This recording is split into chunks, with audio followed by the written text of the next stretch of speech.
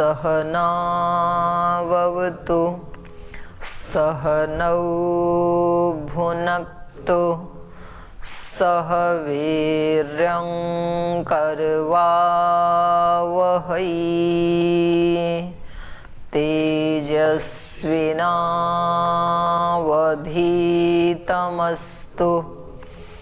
मा विद्विषावहै।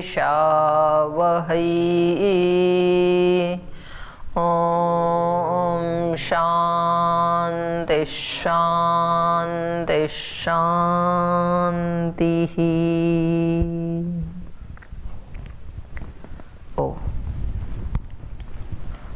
तो न्याय दर्शन के द्वितीय अध्याय का प्रथम आह्निक हम पढ़ रहे हैं।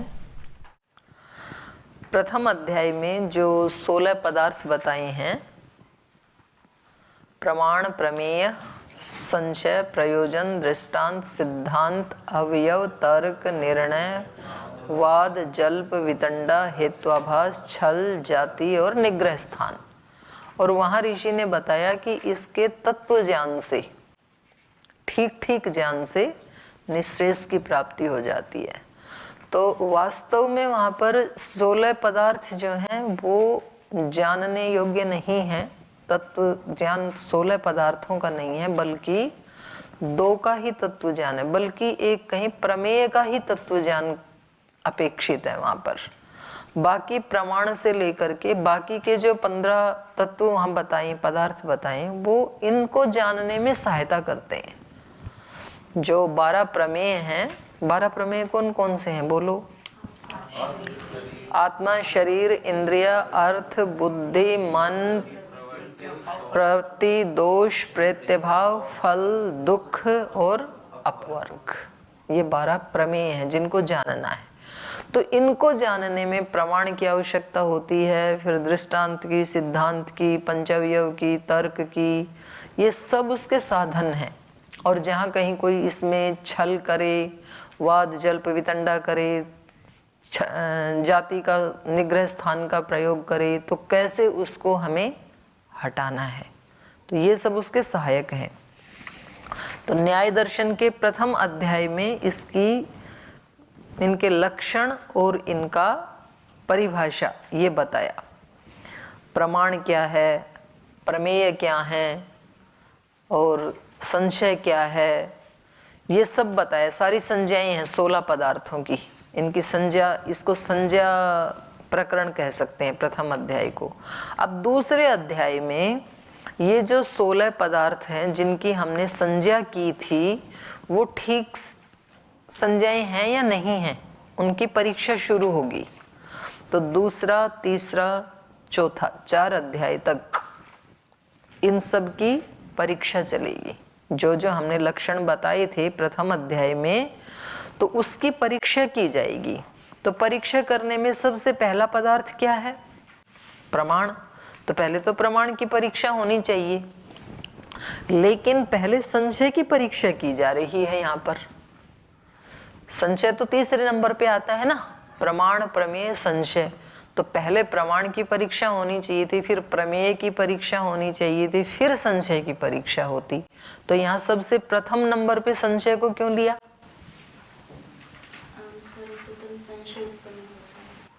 क्योंकि किसी भी तत्व की परीक्षा करेंगे तो वो संशय पूर्वक ही परीक्षा हो सकती है। प्रमाण का जो लक्षण बताया है प्रथम अध्याय में, वो उचित है या नहीं है, ये संशय उत्पन्न होगा ना, तभी तो प्रमाण की परीक्षा होगी। जो प्रमेय के लक्षण बताए हैं, संज्ञा बताई है वहां पर, वो प्रमेय वैसे हैं, उस स्वरूप वाले हैं या नहीं हैं, ये संशय उत्पन्न करना पड़ेगा पहले। तो इसलिए सबसे पहले संशय क्या है, संशय की जो परिभाषा, जो लक्षण बताया है, वैसा ही संशय होता है या नहीं होता है, पहले उसकी परीक्षा करनी पड़ेगी। जैसे हम किसी पदार्थ को उसका माप तोल करते हैं कि भाई ये पदार्थ रखा है यहाँ पर, ये गेहूं रखा है, ये कितने किलो है, तो फिर क्या करते हैं, तखड़ी से तोल लो इसको कितना है, परीक्षा हो जाएगी ना कितनी केजी है ये। तो जब उसको तोलते हैं तो उससे पहले तखड़ी की परीक्षा की जाती है। खाली तखड़ी को ऐसे रखा जाता है और यदि उसकी वो डंडी सीधी है तो इसका मतलब तकड़ी ठीक ठीक है। और पता लगा कि वो थोड़ी झुकी हुई है, एक पलड़ा नीचे जा रहा है एक ऊपर है, तो फिर इधर वाले में पहले कुछ रखते हैं, कुछ पदार्थ, कोई पत्थर, अनाज, उसको बोलते हैं पासिंग। बोले भाई पहले पासिंग करो तकड़ी का। तो यदि वो सीधी है इसका मतलब अब ये तकड़ी जो बताएगी वो प्रामाणिक होगा। और यदि वो ही प्रामाणिक नहीं है, प्रमाण ही, तकड़ी तो प्रमाण है ना कि ये अनाज कितना है, यदि प्रमाण ही ठीक नहीं है तो वो परीक्षा भी ठीक नहीं होगी। तो यहाँ पर संशय एक साधन के रूप में प्रयोग किया जाएगा इन सब की परीक्षा करने के लिए, इसलिए सबसे पहले संशय की परीक्षा की जा रही है। तो यहाँ पर पूर्व पक्षी ने ये आक्षेप लगाया कि भाई जो संशय की परीक्षा लक्षण दिया था प्रथम अध्याय में, संशय किसे कहते हैं, सूत्र बोलो, जोर से बोलो।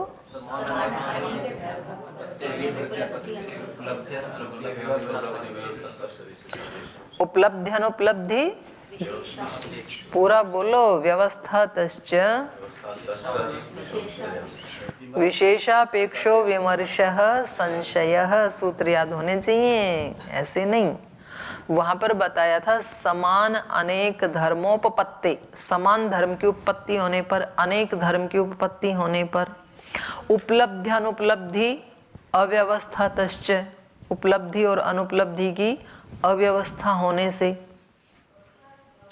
तो वहां पर 5 हेतु बताए ना, समान धर्म मतलब सामान्य धर्म, तो सामान्य धर्म 2 चीजों के हों तो वहां उनकी उपपत्ति होने से संशय होता है, ये स्थाणु है कि पुरुष है, क्योंकि स्थाणु के भी वही धर्म है और पुरुष के भी वही धर्म है, तो उन दोनों के सामान्य धर्म मिल रहे हैं तो संशय उत्पन्न होता है। विशेष धर्म से भी संशय होता है, जैसे जो चमगादड़ है तो वो उड़ भी सकता है चल भी सकता है, तो उसको कौन से प्राणियों में लें, चलने वालों में लें, उड़ने वालों में लें, और वो स्तनधारी है,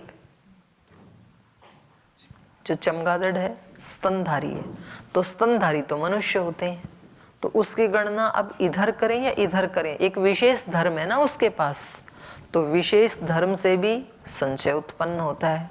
समान अनेक धर्मोपपत्ति, समान धर्म की या अनेक धर्म की उपपत्ति होने से संशय होता है। फिर आगे उपलब्धि और अनुपलब्धि, उपलब्धि में अव्यवस्था हो जाए तो भी संशय होता है। उपलब्धि का मतलब क्या है, जैसे हम तालाब में गए, एक बार हमने दूर से देखा कि कहीं वाइट वाइट कुछ चमक रहा है और वहां हम गए तो वहां हमें पानी मिल गया, उपलब्धि हो गई। फिर अगली बार जब हम गए तो मृग मरीचिका जैसे धूप में पानी दिखता है ना राजस्थान में, तो वैसा ही दिख रहा था, वहां गए तो पानी मिला ही नहीं, तो ये क्या हो गई, अव्यवस्था हो गई उपलब्धि की। एक बार उपलब्धि हुई, एक बार नहीं हुई, तीसरी बार गए तब फिर कुछ वाइट वाइट चमक रहा था, तो अब इस व्यक्ति को संशय होता है कि वास्तव में ये पानी यहाँ होते हुए दिख रहा है या न होते हुए दिख रहा है, तो ये क्या है, उपलब्धि की अव्यवस्था। तो उपलब्धि की अव्यवस्था से संशय होता है। अगला क्या कहा, अनुपलब्धि की अव्यवस्था। जब आपसे कहा कि भाई जाओ आप वहाँ लाइब्रेरी में ना एक पुस्तक रखी हुई है, वो उठा के ले आओ, और आप गए और आपको पुस्तक मिली नहीं, और मैंने बताया था अलमारी के उस खाने में इतने नंबर पे वो पुस्तक रखी है, आपने ढूंढा और आपको नहीं मिली। तो कभी कभी ऐसे होता है वस्तु होते हुए भी नहीं मिलती, क्योंकि इस व्यक्ति का चित्त एकाग्र नहीं था। फिर मैं आपके साथ गई और मैंने दिखाया कि देखो ये तो रखी है, बोले हाँ जी हाँ मैंने ढूंढ तो लिया था, मिली नहीं मेरे को, तो ये पुस्तक लेके आ गई। अगली बार फिर अगले दिन मैंने फिर भेजा कि आज कोई दूसरी पुस्तक लेके आओ वहां, और इस व्यक्ति को फिर नहीं मिली। तब इस व्यक्ति को संशय होता है कि वास्तव में ये पुस्तक यहाँ नहीं है, अनुपलब्धि में अनुपलब्धि हो रही है या उपलब्धि में अनुपलब्धि हो रही है, तो ये अनुपलब्धि की अव्यवस्था हो गई, तो संशय होता है ना। तो ये 4 प्रकार हो गया। और फिर 5वां क्या बताया था, सॉरी बीच में विप्रतिपत्ति बच गया। समान अनेक धर्मोपपत्ति विप्रतिपत्ति। विप्रतिपत्ति का मतलब होता है विपरीत ज्ञान। आत्मा है एक व्यक्ति कहता है, आत्मा नहीं है ये दूसरा व्यक्ति कहता है। तो ये एक ही पदार्थ के, एक ही किसी वस्तु के बारे में विप्रतिपत्ति, विपरीत ज्ञान है। तो अब ये व्यक्ति, एक व्यक्ति से सुना भी आत्मा अलग है इस शरीर से, दूसरे ने कहा कुछ अलग नहीं है, इस जो दिख रहा है बस वही अस्तित्व है। तो अब इस व्यक्ति को संशय उत्पन्न होता है, इस व्यक्ति की बात ठीक है या इस व्यक्ति की बात ठीक है, वास्तव में आत्मा होती है नहीं होती है। विपरीत ज्ञान से संशय उत्पन्न होता है। तो ये परिभाषा दी थी इन्होंने। और इसके साथ एक और जोड़ा, विशेषापेक्ष विमर्श, जहां पर 2 विपरीत कोटि का ज्ञान मिल रहा हो और विशेष की अपेक्षा हो कि वास्तव में है क्या। तो वो जो विमर्श है, विमर्श माने उभय कोटि का ज्ञान, वहां पर संशय उत्पन्न होता है कि ये है क्या, जानने की इच्छा है। तो अब उस लक्षण को लेकर के यहाँ पर ये परीक्षा करते समय पूर्व पक्षी ने कहा समान अनेक धर्म अध्यवसायात अन्यतर धर्म अध्यवसायात वा न संशय, पहला सूत्र। क्योंकि थोड़ा सा पीछे से वो बनाना पड़ेगा ना बैकग्राउंड। इन्होंने कहा समान धर्म की उपपत्ति होने से संशय होता ही नहीं है। भी जब सामान्य धर्म दिख रहा है किसी वस्तु का तो संशय क्यों होगा, ज्ञान होगा कि ये क्या चीज है। और ऐसे ही अनेक धर्म अध्यवसाय, समान धर्म का अध्यवसाय होने पर या विशेष धर्म का अध्यवसाय होने पर या अन्यतर धर्म का अध्यवसाय होने पर, दोनों में से एक का कोई धर्म मिल गया तो निसंशय होगा ही नहीं संशय। तो आपने जो परिभाषा की थी समान अनेक धर्मोपपत्ते विशेषापेक्ष विमर्श संशय, वो उचित नहीं है, पहला इनका।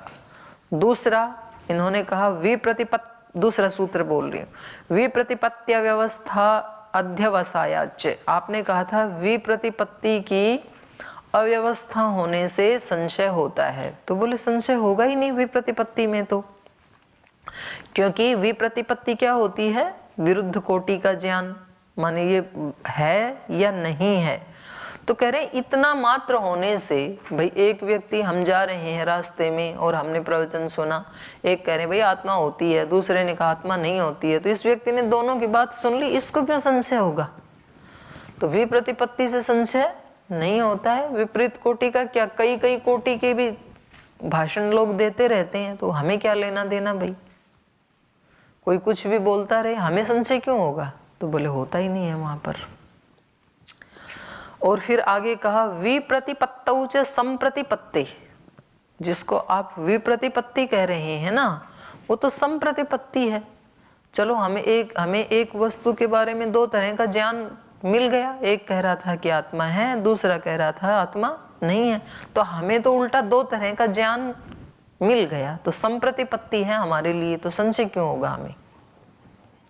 यहाँ पर जो पूर्व पक्षी है ये विशेषापेक्ष को नजरअंदाज करके ये बात कह रहा है, क्योंकि वहां तो सूत्रकार ने तो जो लक्षण बताया उसमें विशेषापेक्ष शब्द डाल दिया ना, विशेष की अपेक्षा, और ये उसको नजरअंदाज कर रहा है।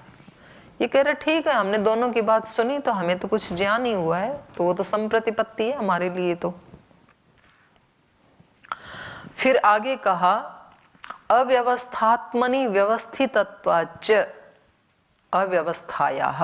आपने कहा था ना कि उपलब्धि और अनुपलब्धि की अव्यवस्था से संशय हो जाता है, तो ये कह रहे हैं अव्यवस्थायाः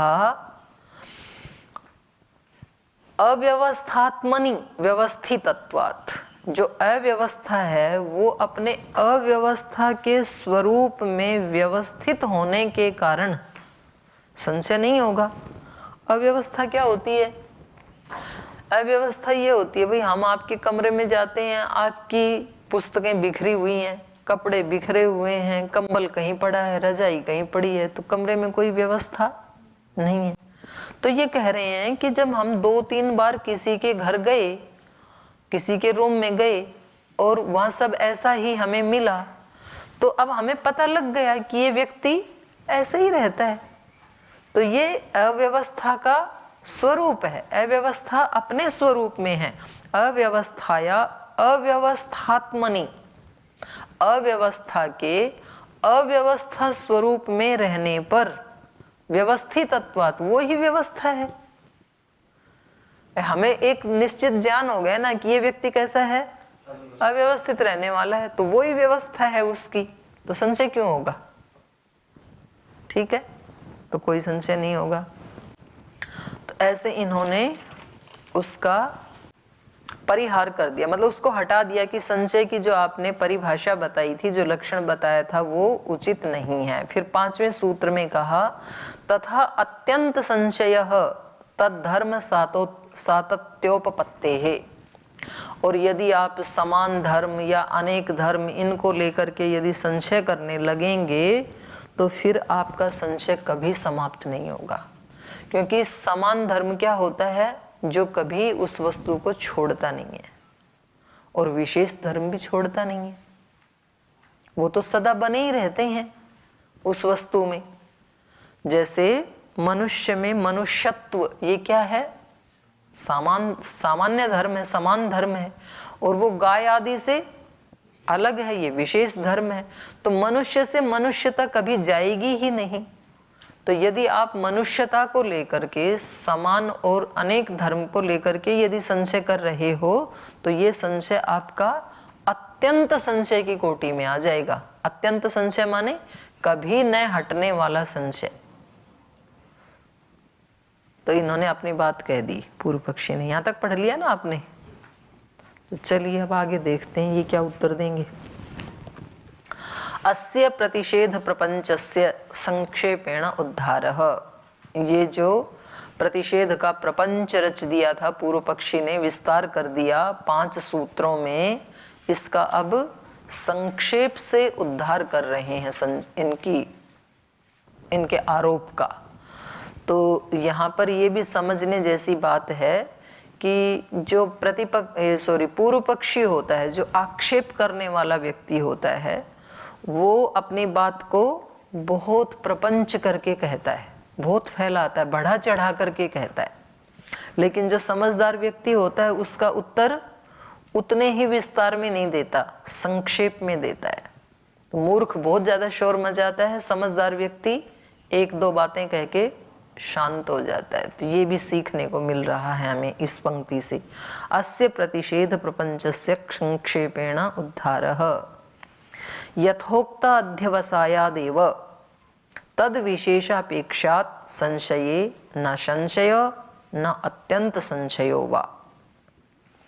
यथोक्त अध्यवसायादेव, जो वहां पर कहा गया है, यथोक्त माने जो लक्षण सूत्र में कहा है, या फिर इसका ये भी कह सकते हैं कि जो आपने ऊपर कहा है। तो यहाँ पर हम जो लक्षण सूत्र में कहा है उसका ग्रहण करेंगे। यथोक्त अध्यवसायादेव, जो वहां पर कहा है उसको जान लेने से, तद विशेषापेक्षात्, जो कहा है उसको तो आपने मान लिया, लेकिन आपने विशेषापेक्ष को नहीं माना वहां पर, क्योंकि हमने सूत्र में विशेषापेक्ष भी तो शब्द डाला है। तद विशेषापेक्षात् संशये, संशय की परिभाषा में जो कहा है का मतलब 5 कारण बताए हैं, समान धर्म, अनेक धर्म, विप्रतिपत्ति, उपलब्धि, अनुपलब्धि की अव्यवस्था।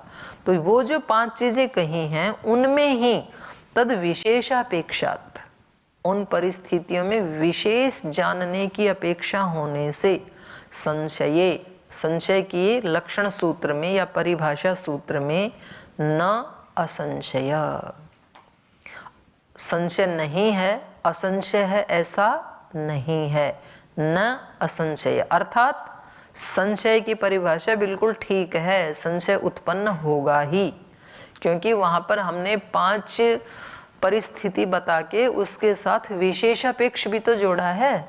तो विशेष की अपेक्षा है तो संशय होगा ही होगा, न असंशय। संशय ना हो ऐसा नहीं हो सकता। और ना अत्यंत संशय है, क्योंकि इन्होंने 5वें सूत्र में क्या कहा कि भाई फिर तो ये संशय कभी हटेगा ही नहीं। तो ये कह रहे नहीं, अत्यंत संशय नहीं रहेगा, संशय होगा, लेकिन जब विशेष का पता लग जाएगा तो संशय हट भी जाएगा। तो आपने जो आक्षेप लगाए हैं ये ठीक नहीं है। अब इसको भाष्यकार ले रहे हैं एक एक को। संशय अनुत्पत्ति ही संशय अनुच्छेदश्च न प्रसज्यते। आपने जो आक्षेप किया कि संशय की उत्पत्ति ही नहीं होगी, अनुत्पत्ति रहेगी, तो ये उचित नहीं है। और संशय अनुच्छेदश्च, और संशय अत्यंत संशय बन जाएगा, कभी हट ही नहीं पाएगा, ये ऐसा नहीं है। न प्रसज्यते, ये आपका कथन उचित नहीं है, ऐसा नहीं होगा। कथम, कैसे नहीं होगा? यत् तावत् समान धर्म अध्यवसाय संशय हेतु न समान धर्म मात्रम इति। बोले आपने प्रथम सूत्र में ये कहा कि समान धर्म का अध्यवसाय होने से वो संशय का हेतु नहीं बनेगा। पूर्व पक्षी ने यहाँ दूसरे अध्याय के द्वितीय अध्याय के प्रथम आनिक में प्रथम सूत्र में यही तो कहा कि भाई समान धर्म का अध्यवसाय होने से संशय नहीं होता है। यही कहा है ना, समान अनेक धर्म अध्यवसायात। तो समान धर्म अध्यवसायात, अनेक धर्म अध्यवसायात, अध्यवसाय शब्द दोनों के साथ जुड़ा हुआ है। तो कह रहे न समान धर्म मात्रम इति। हमने लक्षण बताते समय ये नहीं कहा था कि समान धर्म मात्र से संशय होता है, हमने तो वहां विशेषापेक्ष भी तो जोड़ा था। तो हमने ये तो कहा ही नहीं न समान धर्म मात्रम इति, हमने भी नहीं कहा था कि समान धर्म से संशय होता है। एवं एतत्, हाँ यही तो मैं भी कह रहा हूं, पूर्व पक्षी कह रहा है। एवं एतत् कस्माद एवं न उच्यते इति। तो फिर आपने वहां ये क्यों नहीं बताया कि समान धर्म का अध्यवसाय होने से संशय नहीं होता है, आपने ये क्यों कहा कि संशय होता है? तो उत्तर दे रहे हैं विशेषापेक्ष इति वचनात् तत्सिद्धेः, क्योंकि हमने भाई साहब उसके आगे विशेषापेक्ष ये शब्द भी तो डाला है, तो इसलिए विशेष की अपेक्षा होगी तो तत्सिद्धेः, संशय की सिद्धि होगी ही, संशय उत्पन्न होगा ही। विशेषस्यापेक्षा आकांक्षा, विशेषापेक्षा का मतलब है आकांक्षा, जानने की इच्छा कि ये वास्तव में स्थाणु है या पुरुष है, ये अर्थ है वहां विशेषापेक्षा का। साच अनुपलभ्य माने विशेषे समर्था। और कह रहे वो जो आकांक्षा है वो न अनुपलभ्य माने, उसकी शांति हुई नहीं अभी, हमें विशेष का पता लगा नहीं। हमें हमारी आकांक्षा थी कि ये है क्या, विशेष का पता लगाना। तो अनुपलभ्य माने विशेषे, जब विशेष अनुपलभ्यमान है, वहां पर विशेष का हमें पता नहीं लगा, ये स्थाणु है या पुरुष है, कोई विशेष लक्षण वहां पर मिला नहीं, तो इसलिए सा समर्था, वो आकांक्षा यहाँ पर समर्थ हो गई, माने वो आकांक्षा हमारी बनी ही रही, वो शांत नहीं हुई, तो संशय उत्पन्न होगा। न च उक्तम समान धर्मापेक्ष इति। तो इसलिए हमने वहां पर केवल समान धर्म की अपेक्षा से संशय उत्पन्न होता है ऐसा नहीं कहा। समाने च धर्मे कथम आकांक्षा न भवेत यद्ययम, यहाँ पर आकार लगा लो, यद्ययम अप्रत्यक्षः स्यात्। यहाँ पर लिखा है प्रत्यक्षः स्यात्, यहाँ पर अप्रत्यक्षः स्यात्, ऐसे कर लो। समाने च धर्मे, कह रहे हैं समान धर्म के मिल जाने पर, वहां पर दिखाई देने पर, कथम आकांक्षा न भवेत यद्ययम अप्रत्यक्ष स्यात्, यदि ये समान धर्म तो दिखाई दे रहे हैं और विशेष की अपेक्षा है, और विशेष धर्म वहां पर दिखाई दे नहीं रहा है, वो अप्रत्यक्ष है, तो कथम आकांक्षा न भवेत, फिर आकांक्षा कैसे नहीं होगी, फिर तो आकांक्षा होगी ही। एतेन सामर्थ्येन विज्ञायते समान धर्म अध्यवसायात् इति। तो इस विशेषापेक्ष के सामर्थ्य से आपको ये जान लेना चाहिए कि समान धर्म के अध्यवसाय मात्र से संशय नहीं होता है, बल्कि समान धर्म का अध्यवसाय होने पर और विशेष की आकांक्षा होने पर संशय उत्पन्न होता है। तो पहले वाला जो इन्होंने आक्षेप किया था प्रथम सूत्र में, उसका इन्होंने शॉर्टली परिहार कर दिया। अब दूसरा एक और हेतु दे रहे हैं कि वहां पर लक्षण सूत्र में हमने क्या कहा था, समान धर्म अनेक धर्मोपपत्ति, उपपत्ति शब्द भी डाला है ना वहां पर, तो ये कह रहे हैं उपपत्ति वचनाद्वा, उपपत्ति वचन का वहां पर कथन होने से भी कैसे संशय बना रहेगा। समान धर्मोपपत्ति इति उच्यते न च अन्य सद्भावात् संवेदनादृते समान धर्मोपपत्तिरस्ति। हमने वहां पर कहा है समान धर्मोपपत्ति, तो समान धर्म की या सामान्य धर्म की उपपत्ति होने पर न च अन्य सद्भाव संवेदनादृते, जो अन्य धर्म हैं उनके सत्ता का, उनके सद्भाव की संवेदना के बिना समान धर्मोपपत्तिरस्ति इति न। जो वस्तु का हमें समान धर्म दिख रहा है तो उसके अस्तित्व का भी तो संवेदना होगी ना कि ये चीज है, सद्भाव भी तो उसके साथ आएगा। किसी चीज का हमें समान धर्म दिख रहा है तो उसके साथ साथ उसका अस्तित्व भी तो पता लग रहा है ना। तो ये उपपत्ति वचन से पता लग रहा है, समान धर्मोपपत्ति इति उच्यते न च अन्य सद्भाव संवेदनादृते समान धर्मोपपत्तिरस्ति। अनुपलभ्यमान सद्भावो ही समान धर्म अविद्यमानवत भवति इति। तो कह रहे हैं सद्भाव यदि अनुपलभ्यमान है तो समान धर्म अविद्यमानवत भवति इति। यदि सत्ता ही नहीं है किसी चीज की तो फिर तो उसका समान धर्म भी अविद्यमान जैसे ही है। समान धर्म के साथ साथ किसी वस्तु की सत्ता भी तो साथ जुड़ी ही हुई है ना, उसका सद्भाव भी तो है ही। तो आप ये केवल समान धर्म का अध्यवसाय मात्र हम कर रहे हैं ऐसा नहीं है, वास्तव में उस वस्तु की सत्ता भी है वहां पर, और सत्ता है और उसका अध्यवसाय हो रहा है, और विशेष की अपेक्षा है हमें कि वस्तु तो है, सद्भाव तो है, इसका उपपत्ति तो हो रही है, लेकिन वो है क्या, विशेष की अपेक्षा है, तो फिर संशय उत्पन्न जरूर होगा। आगे करें, विषय शब्देन व विषयेण प्रत्यस्य अभिधानम। ये वार्तिक जैसे है, ये जो इसमें भाष्य में छोटी छोटी उसमें लिखाई में लिखा हुआ है ना, तो ये वार्तिक जैसे हैं। तो ये कह रहे हैं विषय शब्द से विषयेण, विषयी का, प्रत्यस्य अभिधानम माने विषय का ज्ञान भी, उसका कथन भी हो जाता है। विषय का अर्थ है यहाँ पर समान धर्म रूपी जो विषय, उस समान धर्म को कहने वाले जो शब्द, माने एक तरह से ये हो गया वाचक और विषयी हो गया वाच्य। तो वाच्य वाचक है ना, समान धर्म जो है वो किसी वाच्य को कह रहा है, समान धर्म ये शब्द ये किसी वाच्य को कह रहा है, विषयी को कह रहा है। विषय शब्देन माने वो समान धर्म रूपी जो विषय है उसको कहने वाला जो शब्द है, उससे विषयीण, वो जो वाच्य विषय है उसका प्रत्यस्य अभिधानम, उसके ज्ञान की हमें प्राप्ति हो रही है, माने उसके ज्ञान का कथन किया जा रहा है। जैसे एक उदाहरण देके समझा रहे हैं, यथा लोके, जैसे लोक में कहते हैं धूमेन अग्निरनुमीयते इत्युक्ते धूम दर्शनेन अग्नि अनुमीयते इति ज्ञायते।